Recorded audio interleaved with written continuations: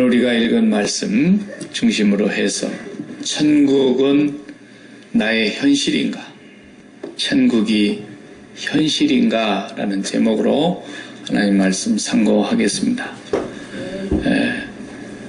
천국을 그림으로 그려도 표현이 안 되고 옛날 화가들은 얼마나 아름다울까 생각해서 그림으로도 그려보려고 애를 썼지만 뾰족한 수가 없으니까 그냥 황금색만 잔뜩 칠해놓고 이게 천국 같다 이러고 다른 도리가 있습니까?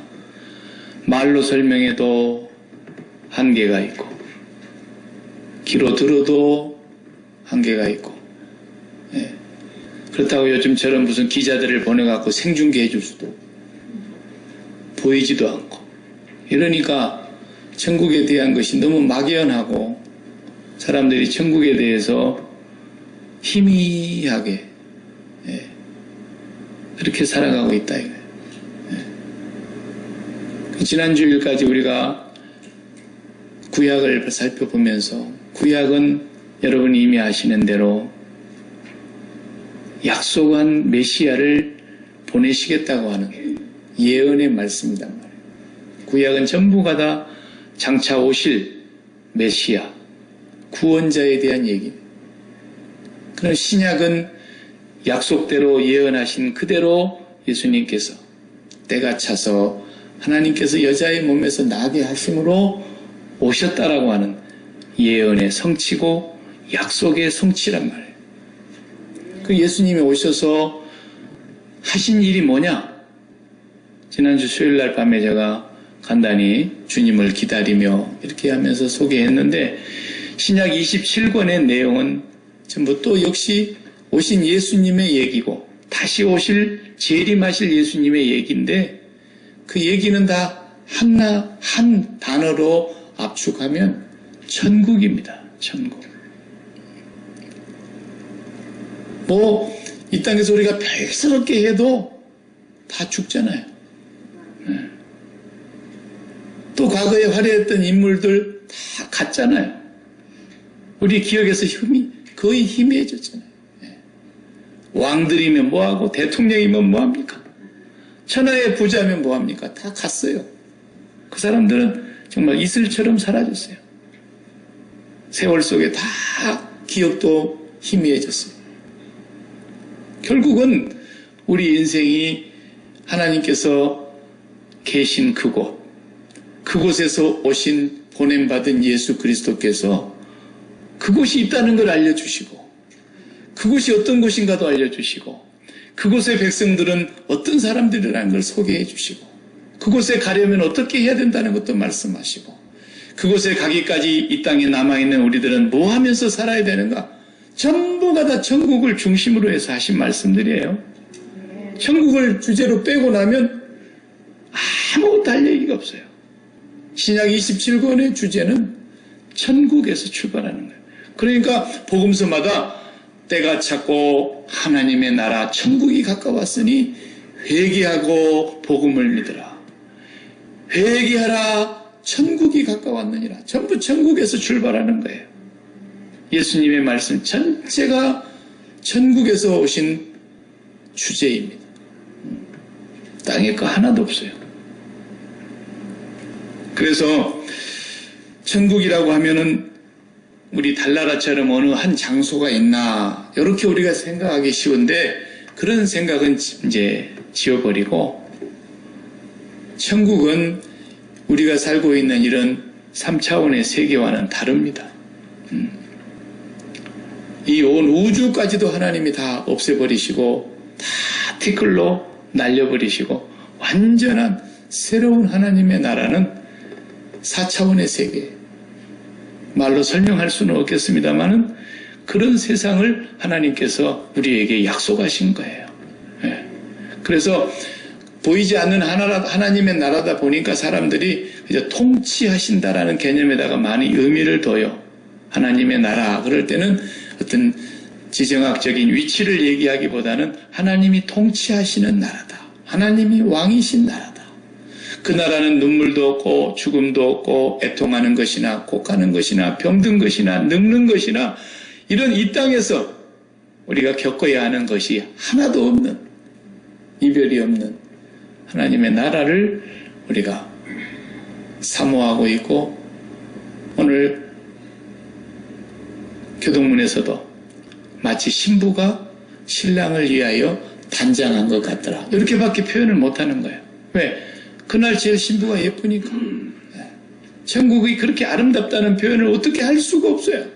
사람의 언어로는 표현할 수 없는 곳이란 말이에요.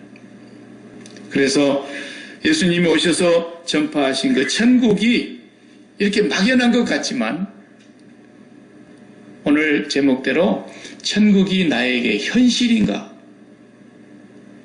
매우 중요한 질문이며, 천국이 나에게 현실일 때만 내가 진짜 구원받은 하나님의 자녀이구나 라는 확신이 서는 거예요. 거기서 확신이 있는 것은 잘못된 확신이 아니죠.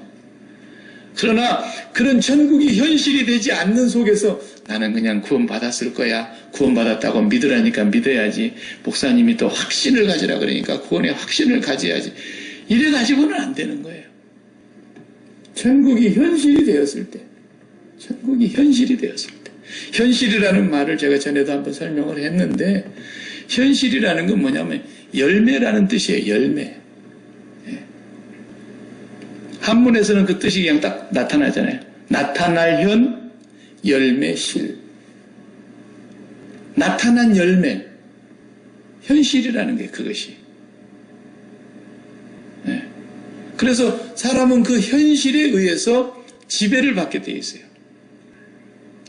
그런데 그 현실이 천국이 아니라 눈에 보이는 현실의 지배를 받고 있기 때문에 이게 문제가 되는 거예요. 눈에 보이는 사람 때문에, 눈에 보이는 어떤 사건 때문에, 내가 만나고 있는 개인적인 어떤 비밀스러운 사건 때문에, 이런 것들로 인해서 내가 말도, 행동도, 표정도, 모든 것이 다 거기에 지배를 받습니다. 아무도 그것을 넘어설 사람은 없어요. 이제 처녀가 시집가서 애를 낳아보세요. 친구들하고 노는 거 관심 없어요. 내가 아는 어떤 그 젊은 자매도 목사님 딸인데 시집을 가고 나더니 그 페이스북을 보니까 페이스북에다가 뭐 이렇게 자기의 일상을 올려놨는데 처음부터 끝까지 애기 사진이야. 애기 사진을 아주 도배를 해놨어요. 오늘은 애기가 뭐 어떻게 했다, 오늘은 애기가 뭐 어떻게 했다, 날마다 찍어 올리는 거야. 그 엄마에게는 애가 현실인 거야. 그 애에 의해서 말이 나와. 다른 말은 필요가 없어요. 말의 내용도 아기 때문이고, 그가 행동하는 것도 아기 때문이고, 모든 것이 아기 중심이에요. 이것을 현실이라 그래요. 나타난 열매. 근데 제가 전에도 설명한 듯이 다시 한번 반복한다면, 사실과 현실은 다르다 그랬죠. 사실은 팩트예요, 팩트. 거짓이 없는 사실 그대로. 그런데 사실이 아무리 많아도 그 사실들이 나에게 현실이냐 아니냐는 어떤 사건이 있어야 돼요. 나에게 현실이 아닐 수 있어요. 어제도 얼마나 많은 사실들이 있었습니까? 양희우 군과 최지혜 양이 결혼을 했습니다. 그러면 그것이 사실입니다. 어제 사실이죠? 거짓이 아니죠? 그런데 그것이 각자 사람들마다 마음에 받아들여지는 현실감은 달라요. 누가 제일 현실감이 있겠어요? 당사자, 그리고 부모님, 그리고 그 사촌, 큰아버지, 외할머니, 사방의 친지들이 일차적으로 현실감으로 느끼는 거예요. 그렇지 않습니까? 사람마다 모든 사실 속에 파묻혀 살지만 그 사실들이 나에게 현실감이 있느냐 하는 문제는 어떤 사건이 없이는 안 된다는 거예요. 천국이 사실입니다. 하나도 거짓이 아닙니다. 말로 표현할 수만 없고 눈으로 볼 수 없고 우리가 취재해서 보여줄 수 없을 뿐이지, 천국은 사실인데, 진리인데 사람들마다 그 사실 속에서 느끼는 현실감이 다 다르다니까요. 어떤 사람은 마치 그 어린아이를 기르는 애 엄마처럼 모든 삶이 천국 중심으로 되어가지고 말끝마다 그 천국으로 인하여 말이 나오고 그 천국으로 인하여 내가 행동하게 되고 천국으로 인하여 내가 무엇인가를 계획하게 되고 그렇게 되는 사람이 있는가 하면 어떤 사람은 천국 씨알도 안 먹힌다는 말 있죠. 전혀 천국과 상관이 없는 그런 삶을 사는 사람도 있다 이 말이에요. 그래서 오늘 예수님께서 말씀하시려고 하는 천국 첫 번째 제가 소개하는데 앞으로 천국을 계속 얘기할 거예요. 오늘 첫 번째 소개하는 이 천국 비유, 예수님도 당신은 말씀하실 수 있지만 우리가 못 알아들으니까 비유가 아니면 13장 저 뒤에 가면 34절에 그랬잖아요.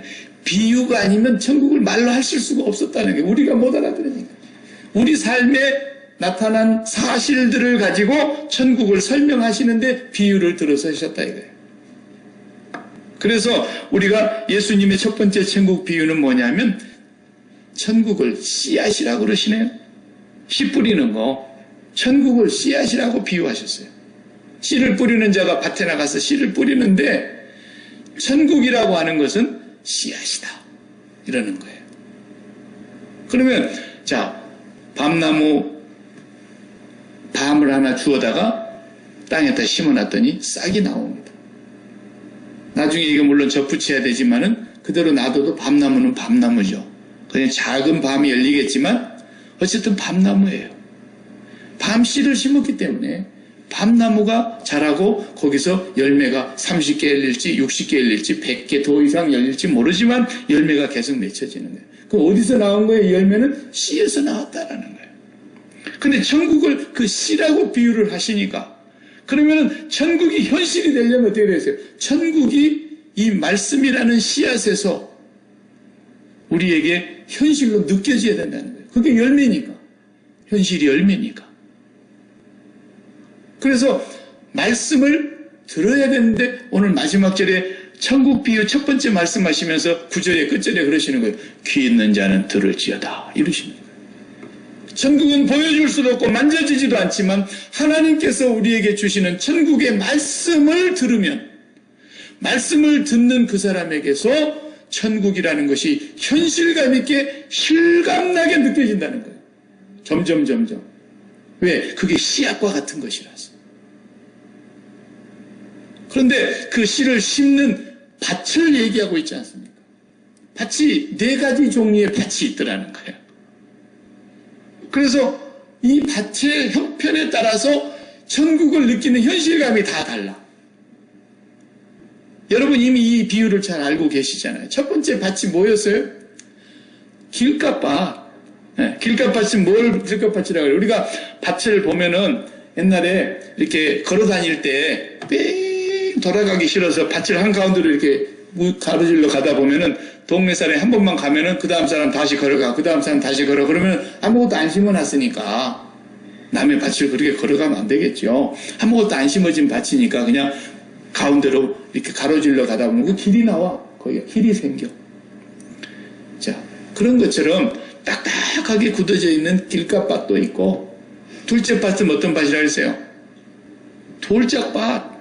네, 돌밭인데 뭐 자갈돌밭이라는 뜻도 되지만은 사실은 이게 바닥은 바위인데 위에 흙이 살며시 덮여져 있는 흙이 얇아 흙이 덮여 있는 층이 네, 뿌리가 더 못 내려가 바위가 있어서 그런 밭.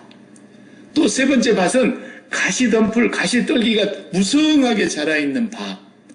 그 다음에 네 번째 밭은 그냥 옥토밭 이렇게 설명을 하고 있어요. 씨를 이렇게 뿌리는 자가 뿌리는데 씨가 옥토밭에 떨어진 것도 있지만 길가밭에 튀어나가서 떨어지는 것도 있고 가시밭에 떨어지는 것도 있고 돌짝바위에 떨어지는 것도 있고 이러더라는 거예요. 그러시면서 지금 천국을 설명하시는 거죠. 그러니까 설명을 제가 할 필요도 없이 그 뒤로 또 가시면 해석을 해놨어요. 제자들이 못 알아들었어요. 이 말을. 그때는 제자들이 우리보다 못했어요. 왜냐하면 그때 제자들이 성령을 받지 않았기 때문에 예, 성령을 받아야 이거 해석이 되는 거 말귀를 알아듣게 된단 말이죠. 뒤에 예수님 해석에는 우리가 안 읽었지요. 10절을 보세요.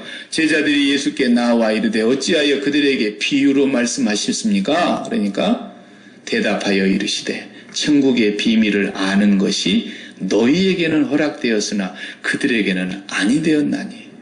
야, 이걸 보세요. 천국을 아무나 알아듣게 하시는 게 아니에요.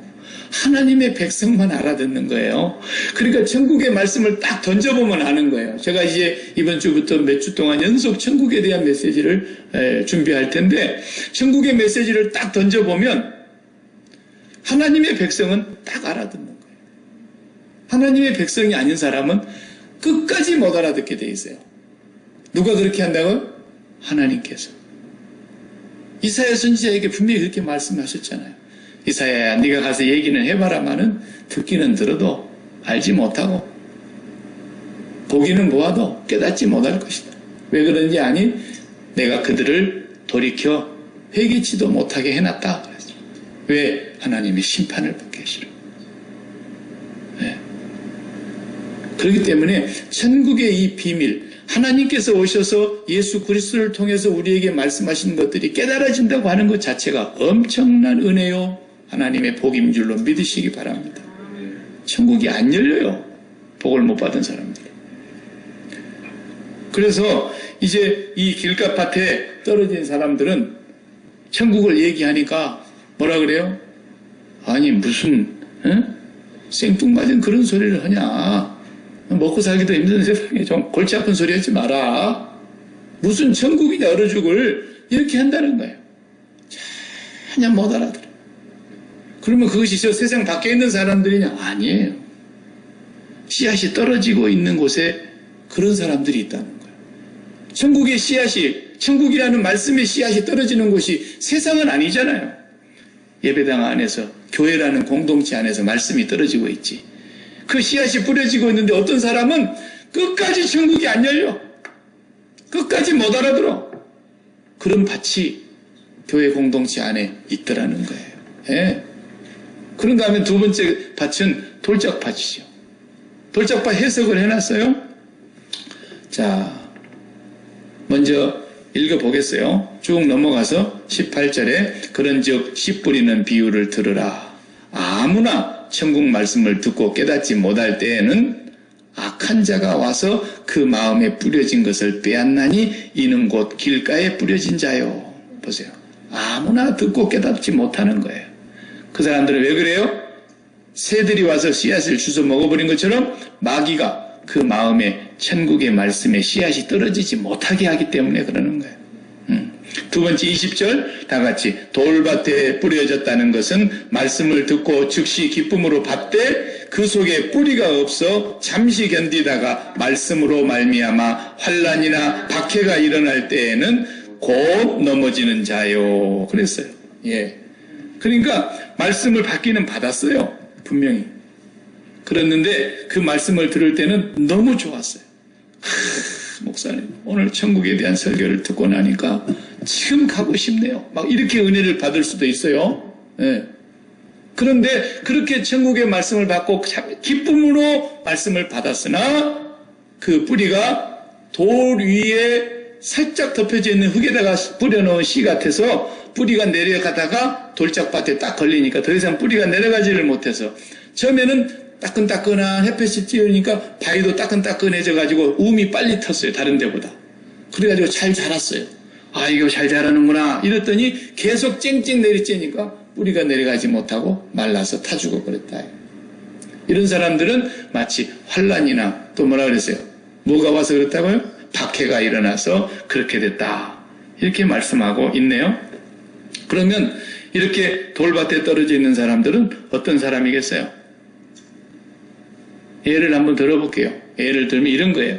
자, 명절이 됩니다. 그럼 이제 명절 하루 전날 며느리들, 딸들이 막 모여가지고 어머니, 아버지 모시고 부침개도 하고 떡도 하고 떡국도 해오고 소고기도 사다가 국도 끓이고 맛있는 나물도 무치고 막 난리를 하잖아요. 그러면 그거 할 때 얼마나 재밌어요. 막 먹어가면서 하지요. 안방에서 하지요. 부엌에서 하지요. TV 틀어놓고 재밌는 막 드라마 봐가면서 하지요. 너무 좋은 거야. 너무너무 좋아.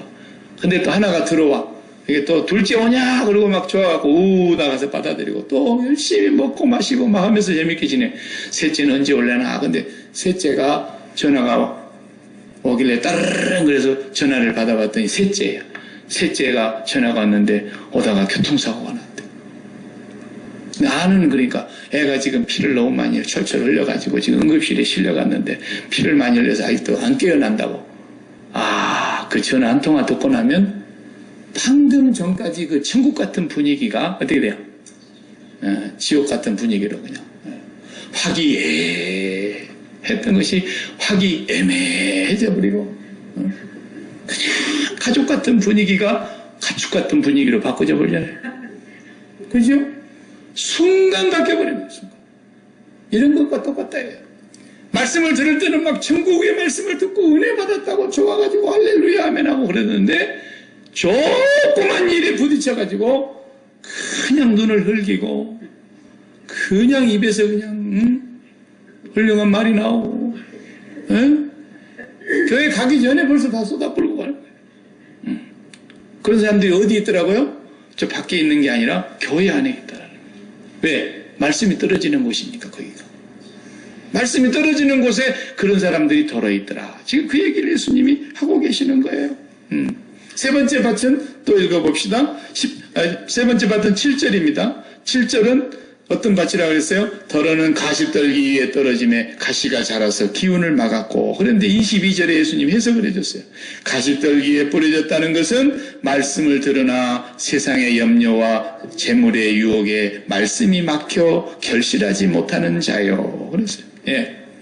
말씀을 받았어요. 비록 가시떨기 밭이지만 거기도 가시떨기도 무성하게 자라는 것처럼 자기도 무성하게 자라오기는 자라왔어요. 그런데 가시떨기가 먼저 자라갖고 있었기 때문에 그 가시떨기에서 치여가지고 더 이상 못 자라고 가시떨기가 양분을 더 많이 빨아먹으니까 이것이 빼빼 말라서 결국은 거기에 치여가지고 제대로 곡식이 안 되더라 이 말이에요.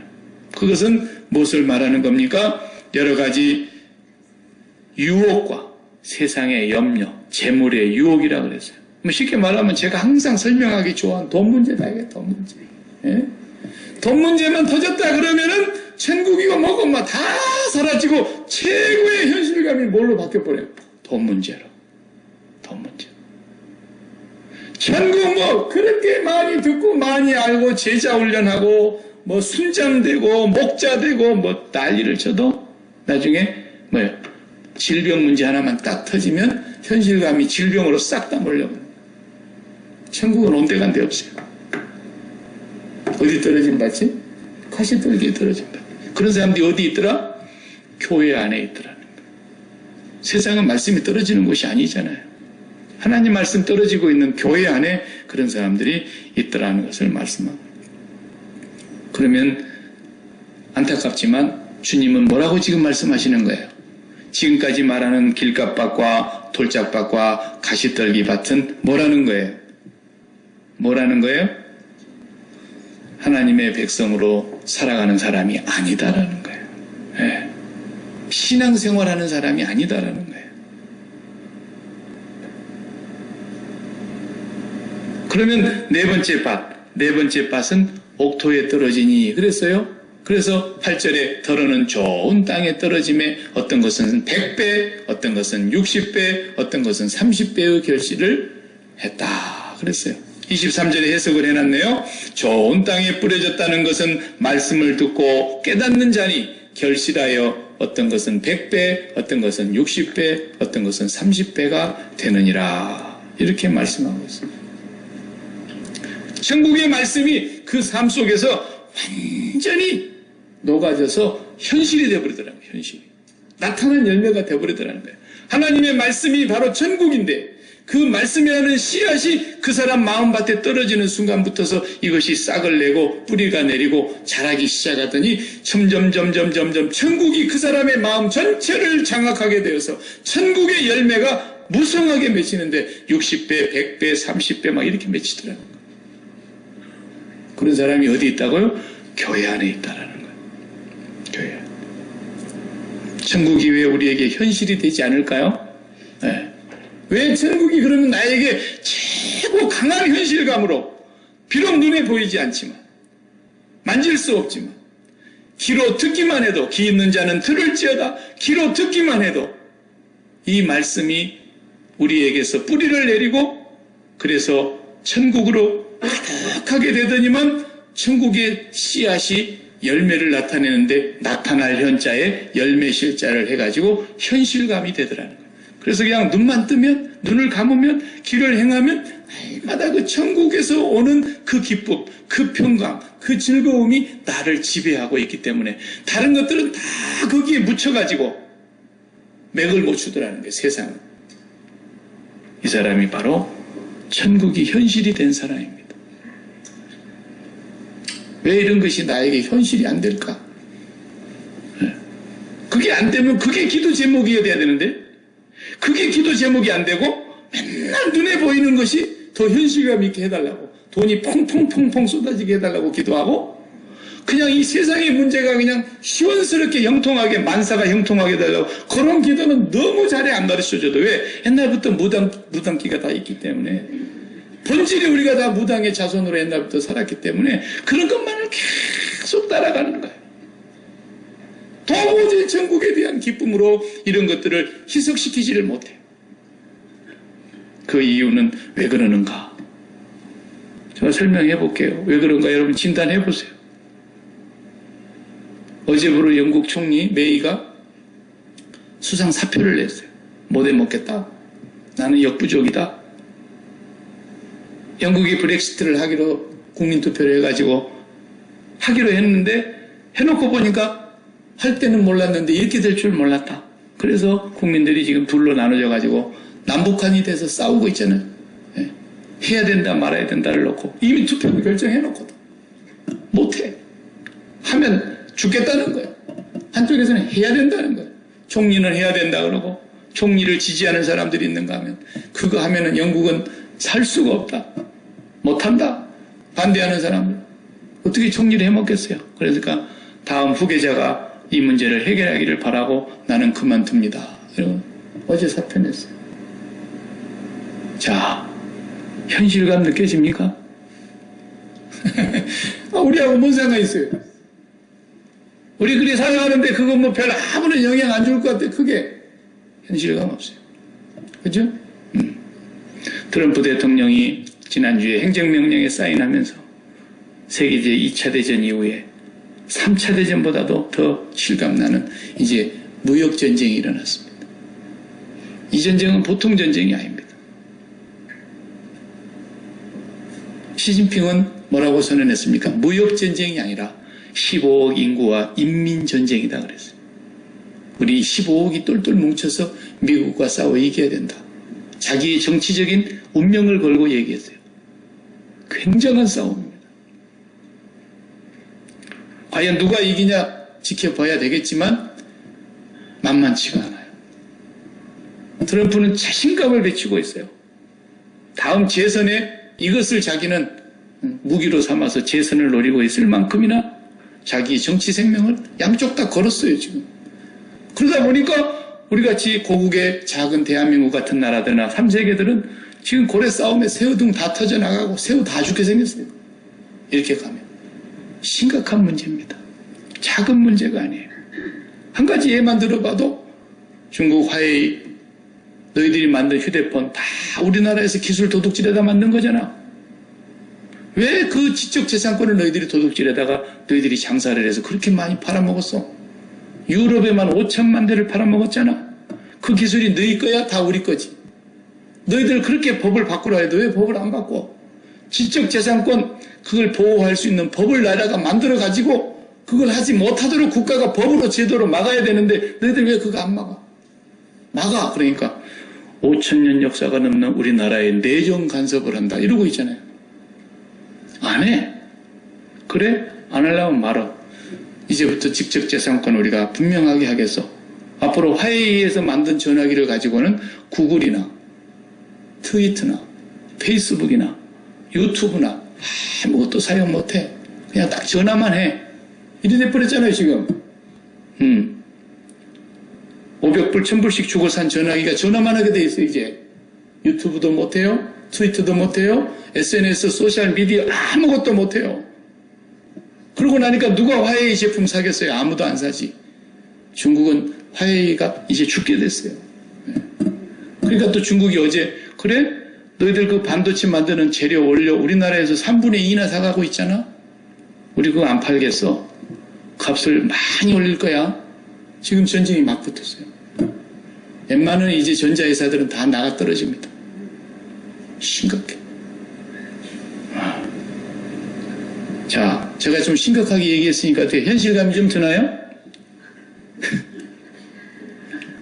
경제 전문가들은 지금 심각하게 바라보고 있어요. 세계 경제를 바라보고 있는 사람들은 이건 3차 대전보다도 무서운 전쟁이라고 보고 있어요. 그래도 우리는 뭐 약기막에 살면서 체리나 잘 되고, 응? 이제 블루베리 잘 따먹고 그러면서 뭐 현실감이 없어 이런 얘기하면 그렇잖아요. 차라리 우리 약기막 얘기하면 현실감이 있는 거야. 왜? 사람은 내 몸이 있는 동안에 내 마음이 사랑하는 곳에 현실감이 있기 때문에.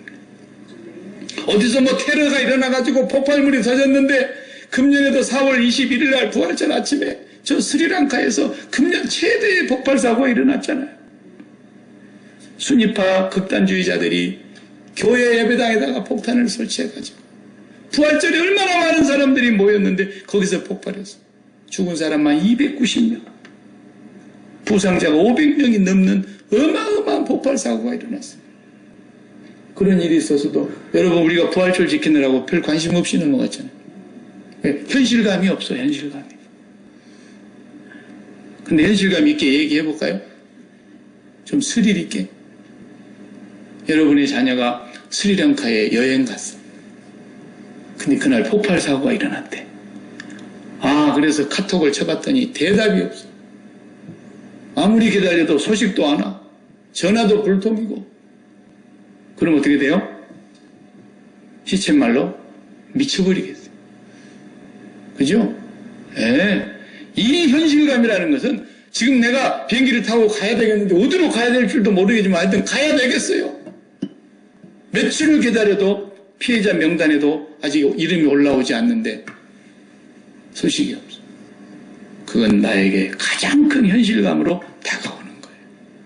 마치 이와 같이 천국이 나의 현실감으로 다가오느냐라는 거예요.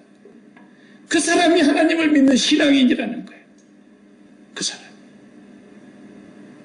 그런데 많은 사람들이 다 몸이 있는 동안에 이 마음이 몸과 관련된 것들만 사랑하잖아요.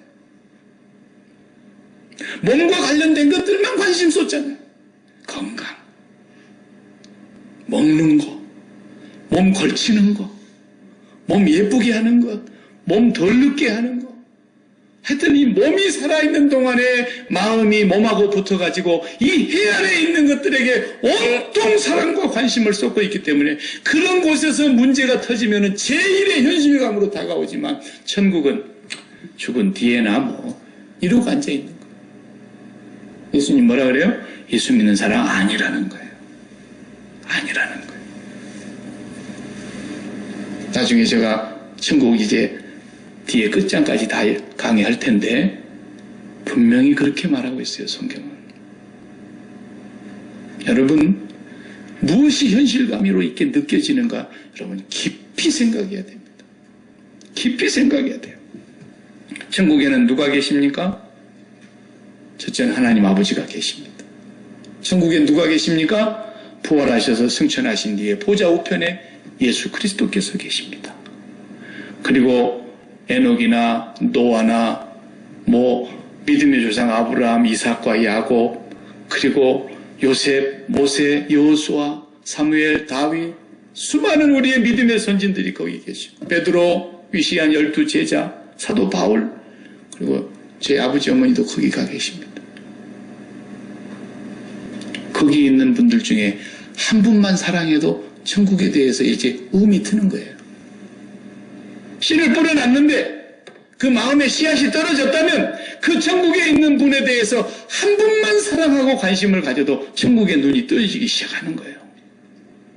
그쪽에 있는 분을 하나도 사랑하지 않기 때문에 천국은 아예 씨알도 안 먹히는 사람이 있고 길가밭처럼 그쪽에 천국에 조금 음이 텄다가 그만 햇볕이 나니까 말라서 타버리는 것처럼 조그만 세상의 어려움 때문에 모든 천국 기운이 싹 사라져버려요.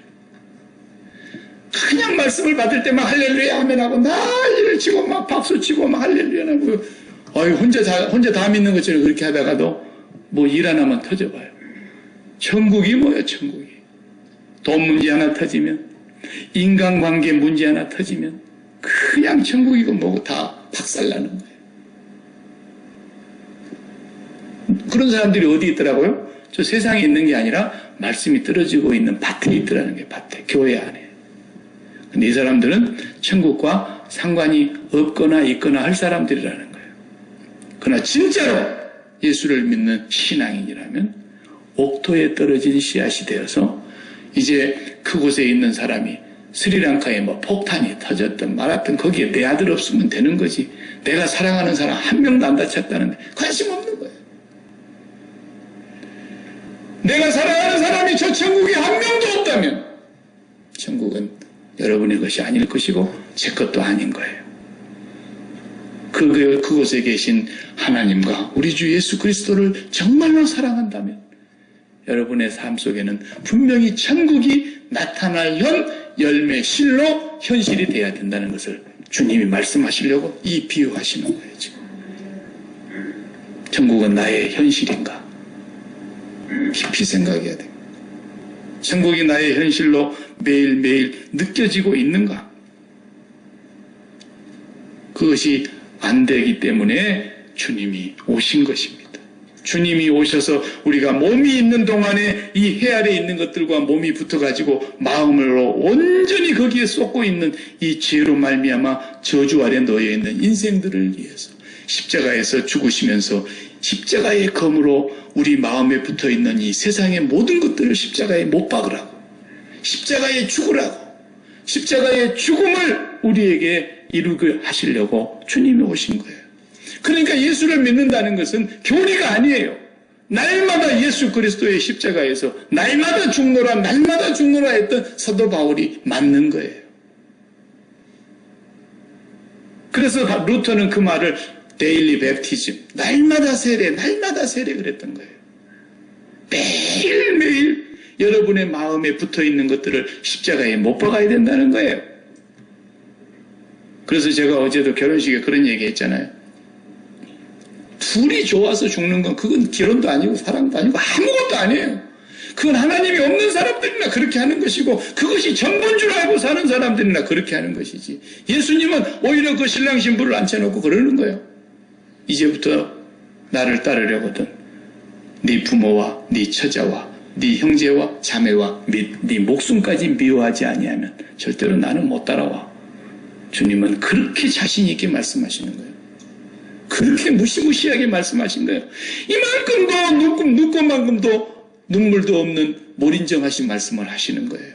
왜? 천국이 그만큼 자신 있다라는 거예요. 천국이. 주님은 네가 정말 네 마음속에 품고 있는 네가 사랑하고 있는 모든 것을 십자가에 못 박지 않고는 나를 따라올 수 없기 때문에 내가 화평을 주러 온 줄로 생각하지 마라. 화평이 아니라 도리어 검을 주러 왔노라. 그 검으로 그 십자가의 죽음으로 우리는 이 세상과 죽어야 된다는 겁니다. 그래서 예수를 믿으면 세상에 대하여 죽은 자요 하나님께 대하여는 산 자가 바로 예수 믿는 자예요. 여러분 마음 빼앗는 거 있죠? 여러분 마음에 현실로 만들려고 하는 것이 있죠? 그것이 죽어야 돼요. 매일 죽어야 된다고 고백해야 돼요. 십자가를 생활하지 않는 사람은 절대로 천국을 현실화할 수는 없어요. 교리적으로는 믿고 머리로는 알 수 있지만 절대로 열매를 맺는 나타나는 현실로는 살 수가 없어요. 천국이 현실감이 되려면 매 순간순간마다 나의 삶을 빼앗아가고 내 마음을 헤집는 그것을 십자가에 못 박는 거예요. 자식도 미워해야 된단 말이에요. 그래서 그 미워한다는 말이 진짜 막 왼수같이 여기라는 말이 아니죠. 원수는 사랑해야 내 마음에서 빠져나가기 때문에 원수는 사랑하라는 것이고 핏줄은 내 마음속에서 너무너무 사랑하고 있기 때문에 그걸 미워하지 아니하면 떨어져 나갈 수가 없기 때문에 그런 의미로 하신 말씀이지 날마다 자식 새끼 미워라는 말이 아니잖아요.